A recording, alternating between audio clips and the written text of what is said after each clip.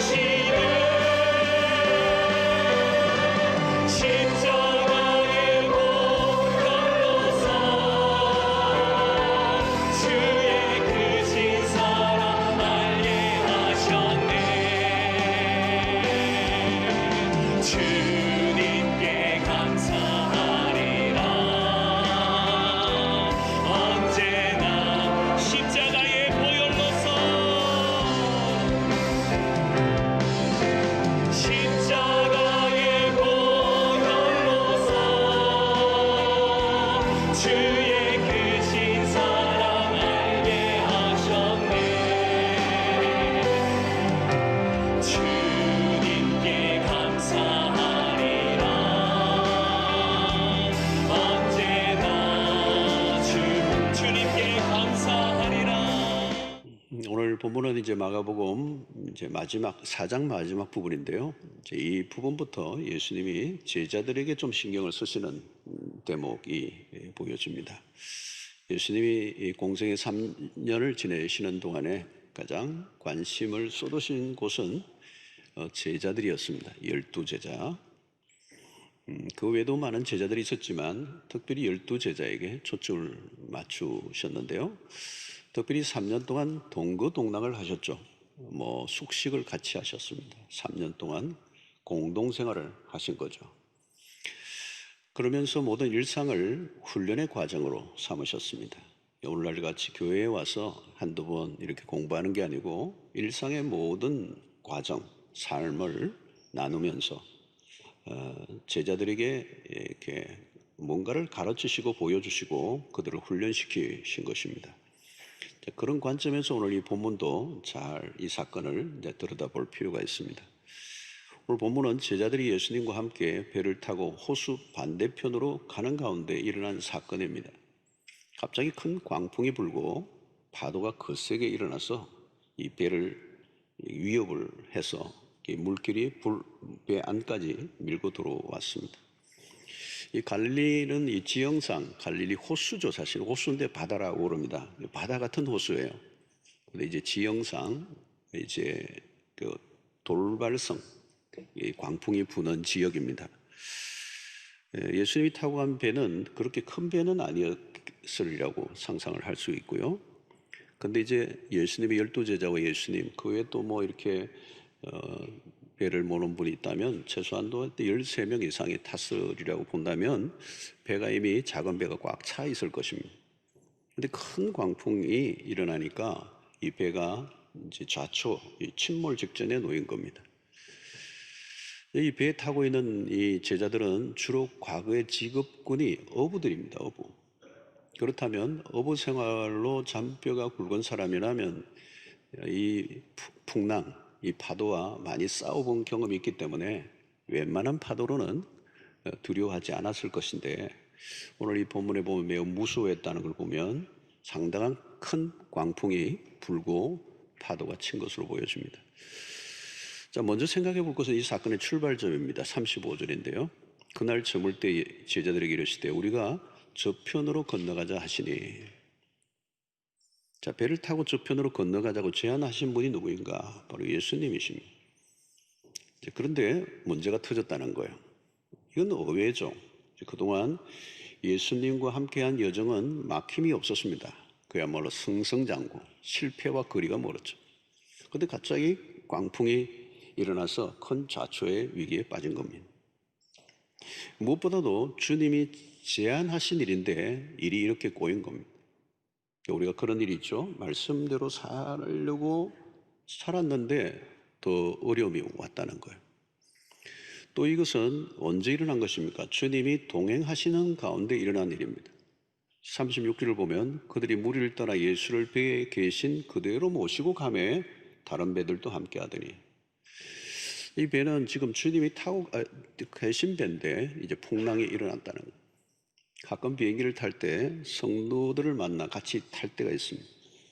성도들이 매우 반가워하면서 목사님과 함께 타서 마음이 놓인다. 이제 그렇게 얘기를 해요. 비행기가 아무리 흔들려도 목사님 계시니까 안전하겠죠. 이런 마음이. 지금 예수님과 함께 배를 타고 가는데 풍랑이 일어났다는 거예요. 이 받아들이기 힘든 것이죠. 이 풍랑에는 여러 가지 원인이 있습니다. 우리의 죄와 허물로 일어난 어려움들이 있죠. 고난이 그냥 온 게 아니고 나의 미련함 때문에, 내 실수 때문에, 내가 지혜가 부족해서 참 많은 부분이 그런 거예요. 왜 이런 고난이 왔습니까? 근데 사실 거슬러 가면 내가 실수를 한 거예요. 내가 머리가 좀 생각을 많이 안 한 거예요. 지혜가 부족한 것입니다. 그러니까 내가 자초한 게 많아요, 고난이. 또 어떤 때 고난이 옵니까? 마귀가 주는 고난이 있을 수도 있습니다. 요즘 풍랑을 일으킨 게 마귀도 뭐 여러 가지 기적을 행하니까. 욥기서를 보면 하나님의 허락하에 마귀가 욥을 죽이려고 하죠. 가족을 죽였잖아요. 자, 그런 경우도 있지만 어떤 경우에는 주님의 말씀대로 살아갈 때 생기는 어려움이 있습니다. 주님이 우리를 고난 가운데로 몰아넣으실 때가 있죠. 다른 사람들이 기도는 잘 들어주시는데 주를 위해 열심히 살겠다고 예를 쓰는 나는 왜 하나님이 이렇게 어렵게 두시고 내 기도는 들어주지 않습니까? 자, 이런 때도 이유가 있습니다. 베드로전서 4장 12절로 13절에 보면 사랑하는 자들아 너희를 연단하려고는 불시험을 이상한 일 당하는 것 같이 이상히 여기지 말고 오히려 너희가 그리스도의 고난에 참여하는 것으로 즐거워하라. 이는 그의 영광을 나타내실 때 너희로 즐거워하고 기뻐하게 하려 함이라. 이 고난을 통하여 우리를 연단시키신다는 것. 더 깊어지게 하고 더 믿음이 단단해지도록. 자, 그런데 오늘 이 풍랑이 왜 일어났을까? 원인이 뭘까? 이 풍랑이 의도된 풍랑일까? 아니면 우연히 일어난 것일까?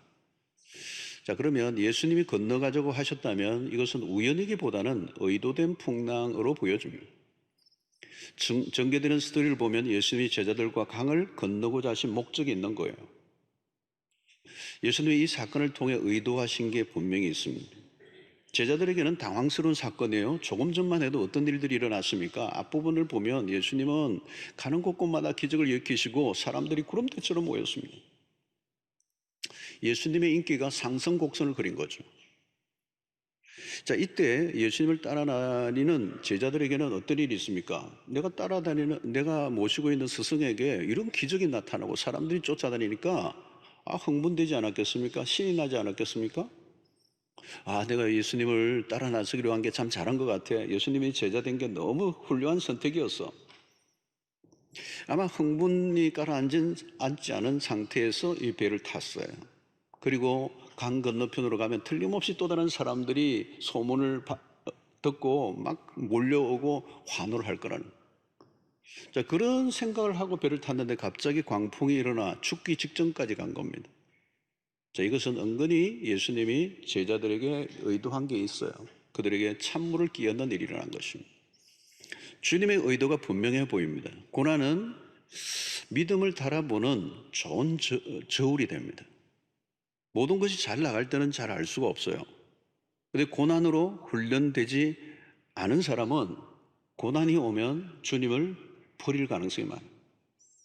시련을 통과하지 않으면 진정한 제자가 될 수가 없습니다. 예수 믿고 좋은 일만 생기고 만사가 형통하다면 얼마나 좋겠습니까? 그러면 따르지 않을 사람이 없을 거예요. 자초의 위기 앞에서 두려워 떠는 제자들에게 비해 주님의 모습은 어떻습니까? 주무시고 계십니다.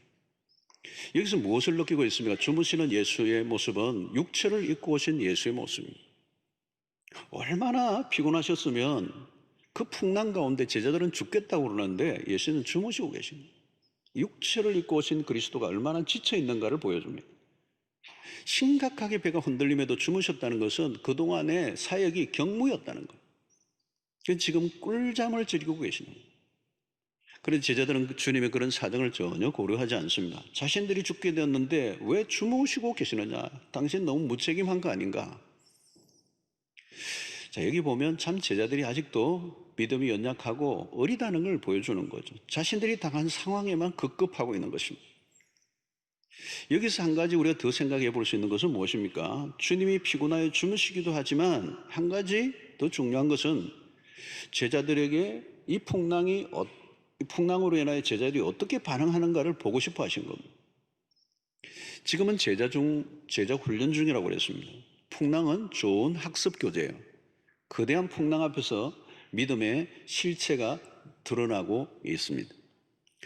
성도 여러분, 우리는 평소에는 잘 모릅니다. 좀 흔들어 보아야. 무엇을 흔듭니까? 제자들 안에 숨어 있는 어떤 허영심을 흔드는 겁니다. 제자들은 아직 십자가의 길이 무엇인지를 모르고 있어요. 그들은 영광의 길을 꿈꾸고 있습니다. 세속적 성공에 가슴이 부풀어 있는 것이죠.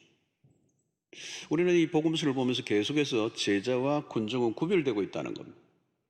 군중들은 자신의 필요를 따라 예수를 쫓습니다. 항상 이익을 생각하고 소득을 생각하고 실익을 생각합니다. 항상 나에게 무엇이 도움이 되는가? 나에게 어떤 이익이 있는가?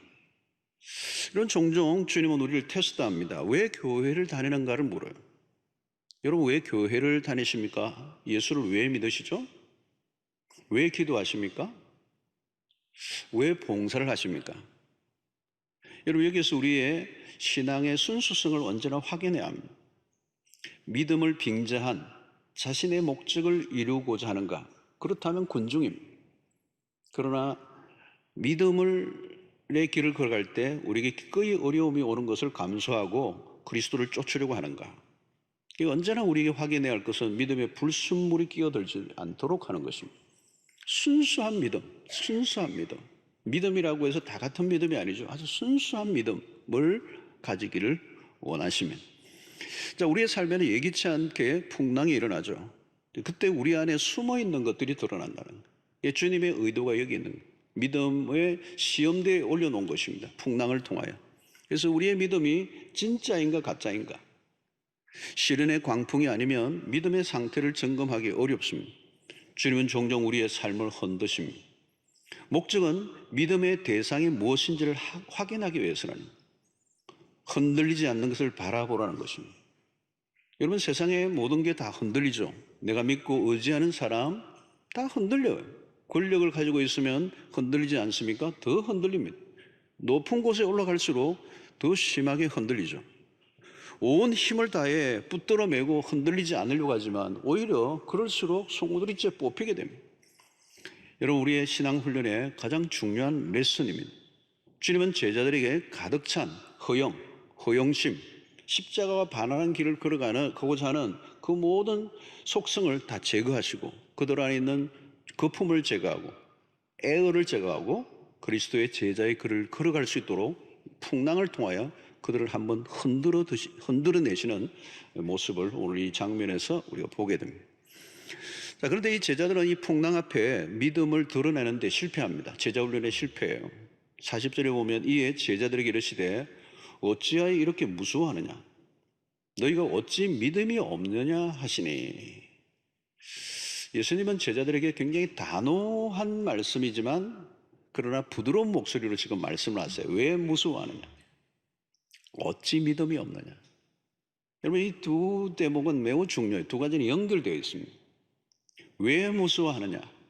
어찌 믿음이 없느냐? 같은 말이에요. 공식과도 같죠, 여러분. 믿음이 없으면 두려워 떨게 되어 있습니다. 무서워하는 이유는 뭘까요? 믿음이 없기 때문이에요. 오늘 사건의 핵심 부분이죠. 제자들은 시험에 낙제합니다. 낙제를 한 요인은 무엇입니까? 어디에서 문제가 일어났죠?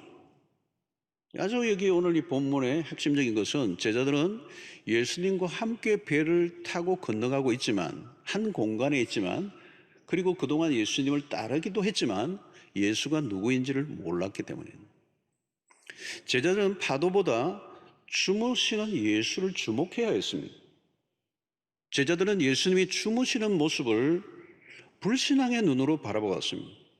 어려움에 빠져있는 제자들은 돌보지 않고 있는 저 스승을 우리가 어떻게 따를 수 있을 것인가 이렇게 생각한 거예요. 근데 믿음의 눈으로 보았다면 다른 해석이 나왔을 것입니다. 이렇게 거대한 풍랑 속에서도 저렇게 평온하실 수 있는 분이라면 참으로 주님이시구나. 나도 두려워할 필요가 없겠구나. 주님이 타고 계시는데 이 배가 풍랑이 깔아앉겠느냐. 예수님이 어찌 익사하시겠느냐.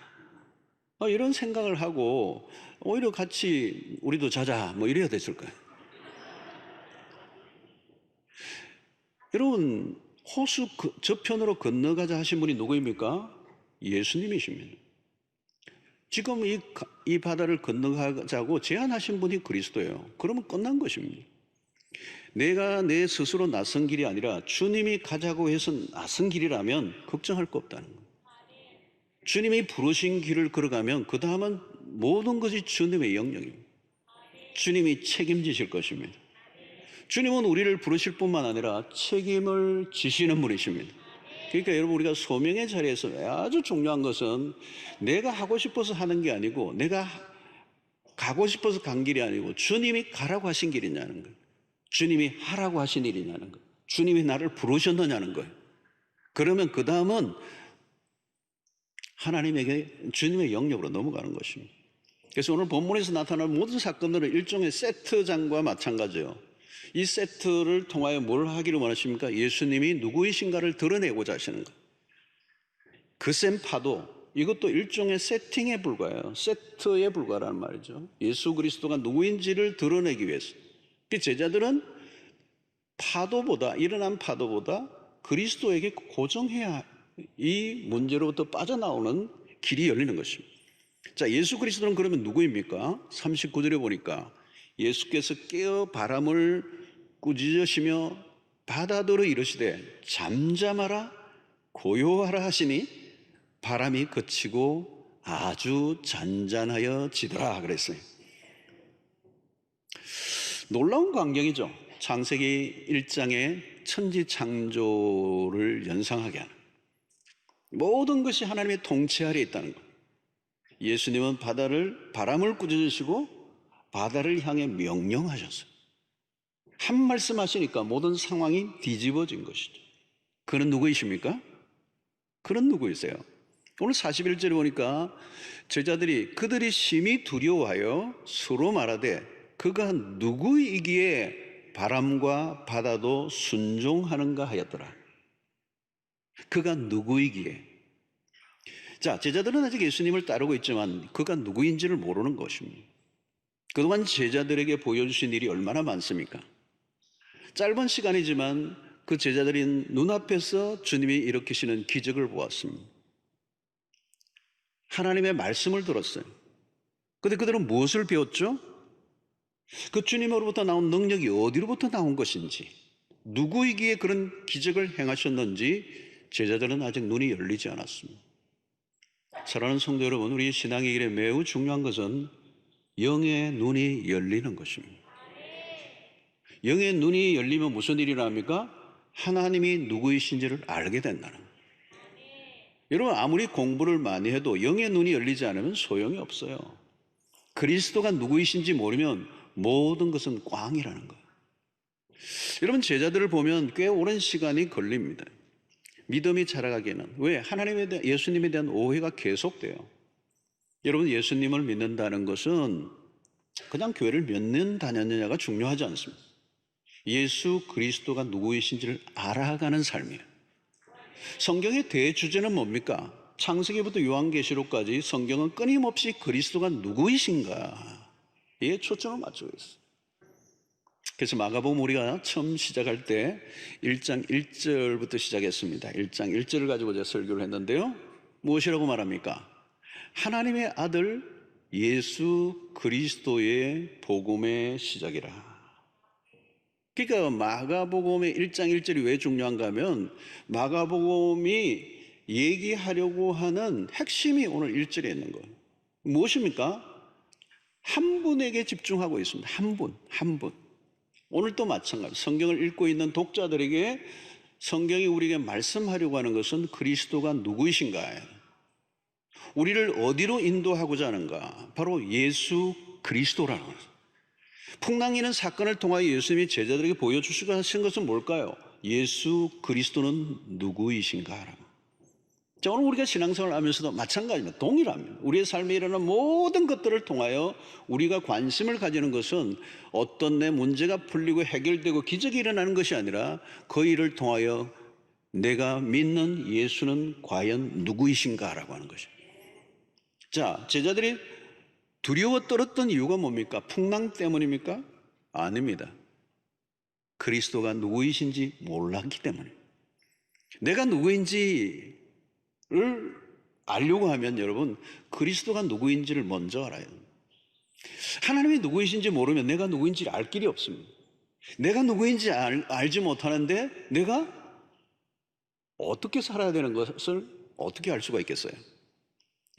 오늘 하나님을 알면 나라는 존재가 보여요. 왜 그런가 하면 하나님이 인간을 만드셨기 때문에 그렇습니다. 우리의 존재의 근원이 하나님이시기 때문에 그렇습니다. 그래서 아무리 교회를 다녀도 그리스도를 알지 못하면 늘 신앙이 뱅뱅뱅 도는 것입니다. 늘 헷갈리는 거죠. 여러분, 이 제자들도 그렇게 가까이서 그렇게 기적을 보고 그렇게 주님의 말씀을 직접 들었음에도 불구하고 눈이 안 열립니다. 결국 예수님이 십자가상까지도 계속 시행착오를 하고 실수를 하고 엉뚱한 짓을 하고 도망을 가버려요. 그러니까 이게 안 맞는 거예요. 안 맞는 거예요. 제자들의 눈이 언제 열렸습니까? 오순절에 마가의 다락방에 성령이 임하시자 베드로의 눈이 열리는 겁니다. 그리스도가 누구인지를 분명히 알게 되고 그리스도의 십자가의 의미를 정확하게 깨닫게 돼요. 그리고 사도행전 2장에 설교를 하죠. 십자가 중심의 설교를 합니다. 그리스도를 담대하게 전해요. 사람들이 위협을 하고 베드로에게 생명의 위협을 했지만 두려워하지 않습니다. 사도행전의 제자들은 담대해요. 죽는 걸 두려워하지 않아요. 그들은 그리스도를 보았기 때문에, 그리스도를 알았기 때문에, 그리스도가 누구인지를 확실하게 그들이 경험했기 때문에. 자, 오늘 여러분, 풍랑이 거세게 몰아치는 바다의 한가운데서 제자들에게 의도하신 레슨이 바로 이거 하는 거예요. 예수 그리스도는 누구이신가? 파도와 바람을 잠잠하시게 하는 분은 누구인가? 앞에서 병자를 고치시고 귀신을 쫓아내셨습니다. 그런데 여기에서 바람을 잠잠하게 하시는 것은 또 다른 차원의 기적이었어요. 그리스도는 만물을 지으신 창조자였습니다. 창조의 하나님이 바람과 파도를 잠잠하게 하시는 일은 아무것도 아닙니다. 그리스도를 알 때 그만큼 우리는 담대해지는 것입니다. 믿음이 생기는 것입니다. 자, 그러므로 여러분, 믿음이라고 하는 것은 우리의 쪽에서 결심이나 확신만으로 되는 것이 아니라 그리스도를 알아갈 때 저절로 아는 만큼 믿음이 생기는 거예요. 그래서 믿음의 근거는 믿음의 대상이 중요해요. 가끔 우리의 믿음들이 의심스러울 때가 있습니다. 어떤 사람들은 너무 믿음이 좋아 보이고 대단해 보이는데 어느 순간 별것 아닌 걸로 무너져 버려요. 여러분, 우리는 믿음과 인간적 열정을 구별해야 합니다. 믿음이란 철저히 나의 열심이 아니라 그리스도에게 근거해야 합니다. 두 주먹을 불끈 쥐고 결단한다고 되는 것이 아니라 내가 그리스도를 얼마나 알아가는 경험을 하느냐는 거예요. 여러분, 그리스도를 알아간다는 것은 시간이 걸리는 일입니다. 여러분, 부부가 함께 살아도 참 시간이 걸리죠? 어떤 분들은 어떤 부부를 보니까 평생 같이 살았는데 알다가도 모를 일이 여자더라 이러고, 남자들은 참 희한해 이러고 이해가 안 되는 그런 거죠. 이게 알아간다는 게 쉬운 게 아니에요. 같은 공간에 같이 산다고 아는 게 아니에요, 여러분. 여러분, 그냥 교회 안에서 교회 열심히 다니고 갖가지 활동을 하고 봉사도 하고 직분도 많고 그렇다고 믿음인가? 그런 거 한순간에 날아가요. 믿음의 초점이 중요한 것이죠. 그 믿음의 초점이라는 것은 교회 생활의 활동의 경력이 아니라 그리스도를 알아가는 레슨.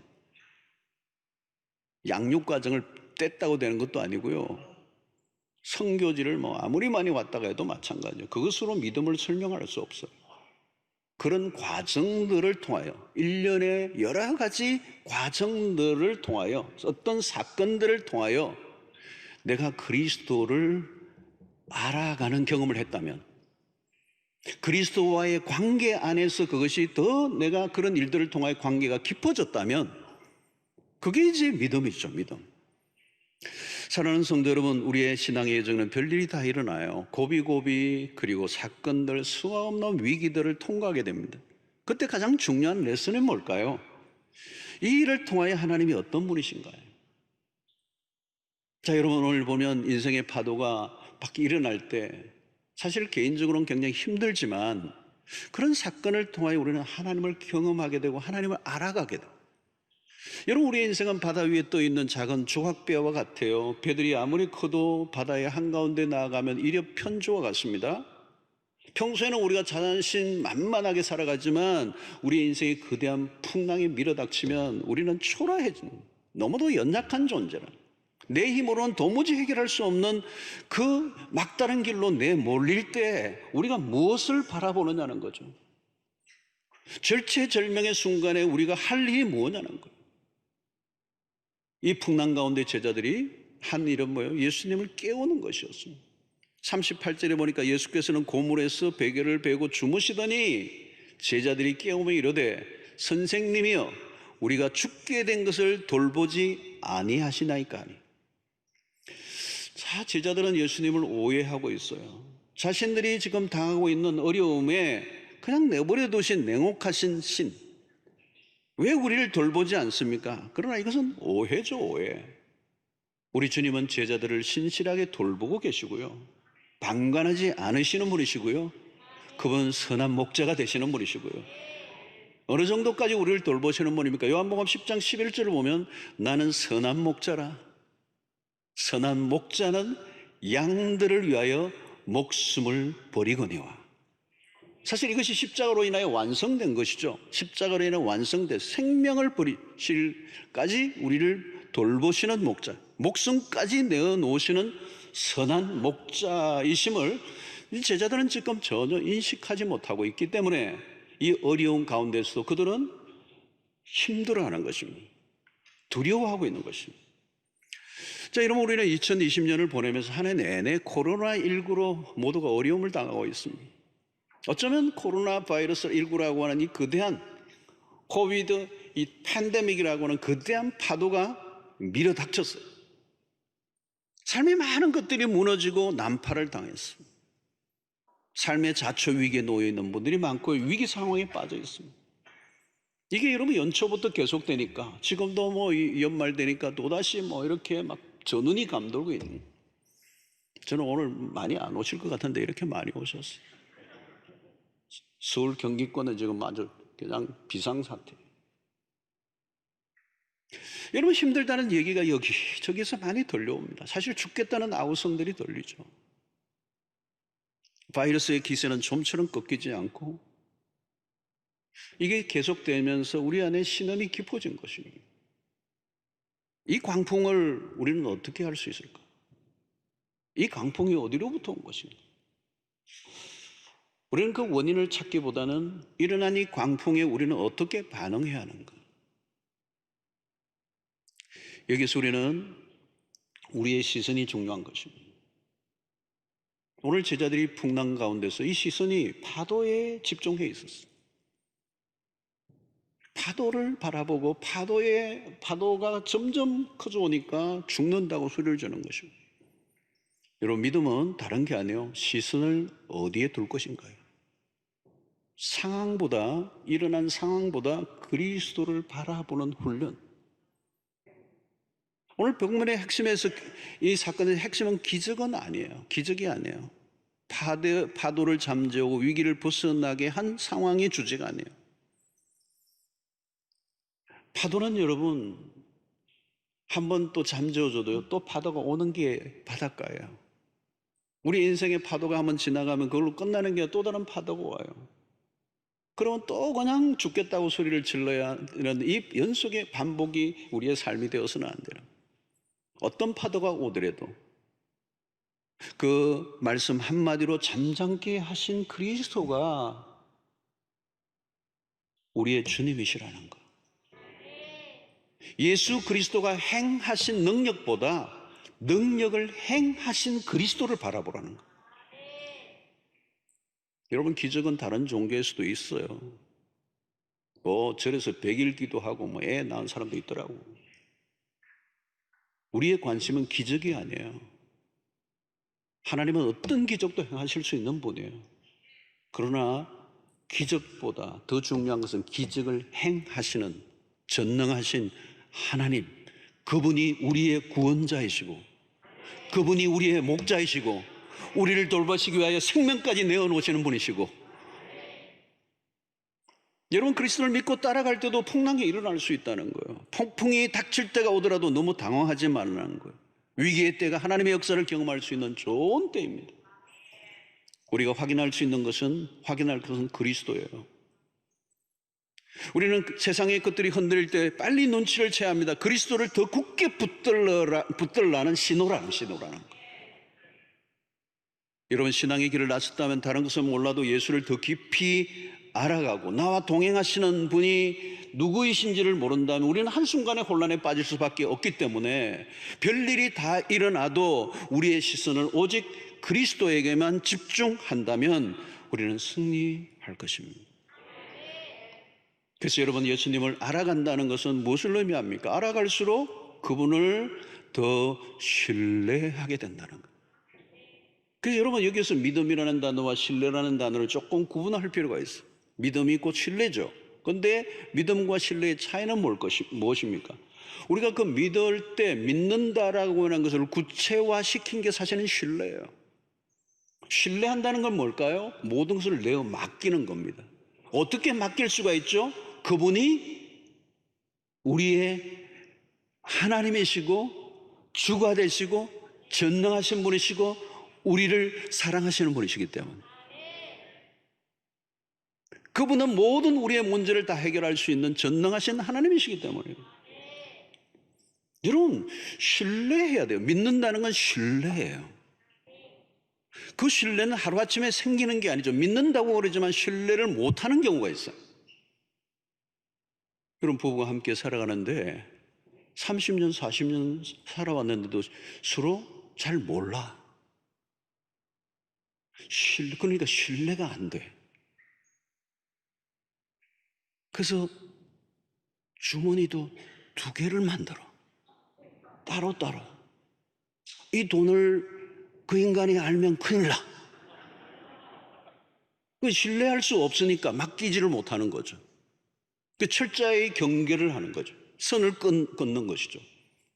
네 거, 네 거, 내 거, 내 거. 여러분, 신뢰가 깊으면 지금 어때요? 다 맡길 수가 있는 것입니다. 우리에게 무슨 일이 일어나도 그분을 신뢰하기 때문에, 그분은 신실하신 분이시기 때문에, 그분은 우리의 진정한 목자가 되시기 때문에 풍랑의 크기보다 그리스도에 대한 신뢰가 더 크면 되는 것입니다. 삶이 힘들어질 때 내가 무엇을 신뢰하는가를 보면 알 수 있어요. 신뢰하는 것을 바라보고 있거든요. 돈을 신뢰하면 돈을 바라봐요. 늘 돈을 바라봐요. 자기의 자식을 신뢰한다면 늘 그 자식만 바라보고 있는 거예요. 남편을 신뢰한다면 남편만 바라보고 있는 거예요. 여러분, 파도가 덮칠 것 같아 보여도 우리의 시선을 그리스도에게 고정하면 이깁니다. 주님과의 관계가 깊어지지 않으면, 신뢰가 깊어지지 않으면 일어난 상황에 떠밀려가게 돼요. 상황의 파도에 휩싸이면 그리스도가 안 보여요. 파도가 문제가 아닙니다, 여러분. 파도가 먼저 제자들의 마음을 덮쳐버린 것이죠. 제자들은 주님이 무엇인가 해주기를 원했어요. 그러나 주님은 제자들이 주님 당신을 더 신뢰하기를 원하셨어요. 주님을 신뢰하면 문제는 해결됩니다. 신뢰하면 집어삼킬 같은 일들이 일어난다 할지라도 당황하지 않습니다. 주님을 신뢰하면, 주님은 그 파도보다 크신 분이에요.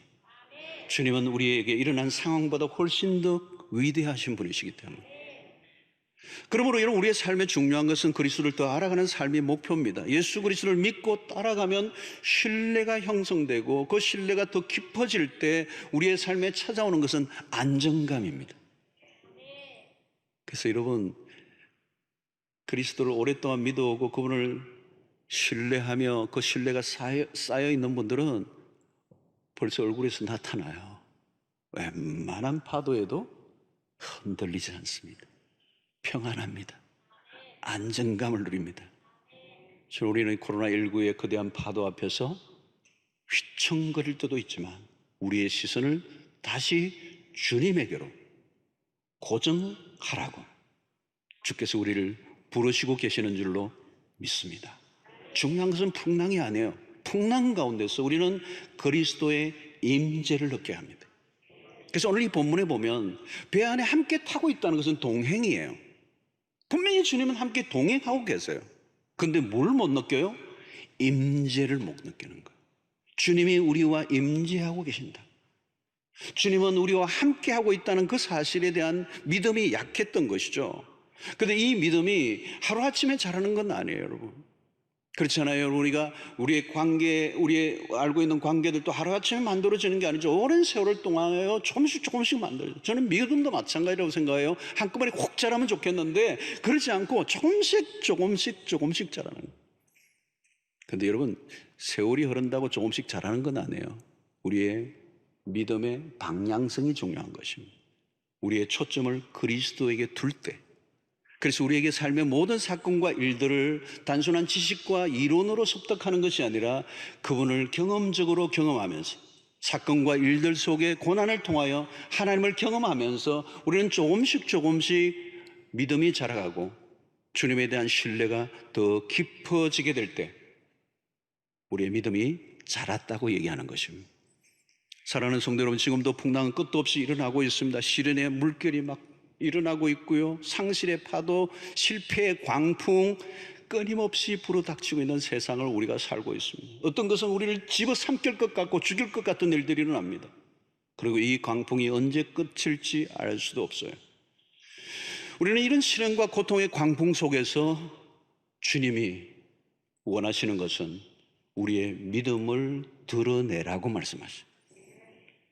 파도만 지나가기만을 바라지 마십시오. 파도는 또 옵니다. 중요한 것은 파도를 넘어 역사하시는 하나님을 만나야 하는 것입니다. 어려움이 닥칠 때마다 하나님이 이 사건을 통하여 내가 어떤 하나님을 경험하기를 원하십니까? 하나님이 이 사건을 통해 하나님을 좀 더 경험하기를 원합니다. 하나님을 좀 더 알기를 원합니다.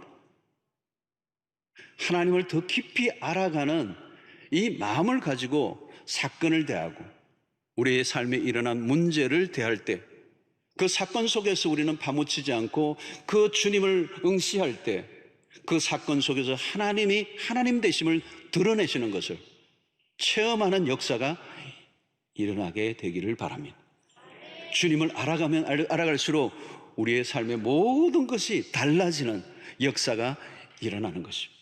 오늘 이 파도를 잠잠케 하신 이 사건을 통하여 주님이 제자들에게 원하셨던 레슨은 내가 누구인가를 너희들이 알기를 원한다. 나는 창조자다. 나는 구원자다. 나는 너희의 목자가 된다. 너희의 삶의 알파 오메가가 된다. 모든 상황을 한순간에 바꿔 놓을 수 있는 올마이티, 전능하신 하나님, 그가 바로 나다. 어찌하여 무서워하느냐? 너희들의 믿음이 어디 있느냐? 물으시고 계시는 것입니다. 사랑하는 성도 여러분, 오늘도 우리의 인생에 참으로 어렵고 힘든 시간을 보내지만 이런 사건을 통하여 우리는 주님을 더 깊이 알고 그분에 대한 신뢰가 더 깊어지므로 요동치는 이 세상 가운데서도 흔들리지 않고 잠잠히 주님을 바라보고 믿음 안에 승리하는 여러분들 되시기를 주의 이름으로 축원합니다.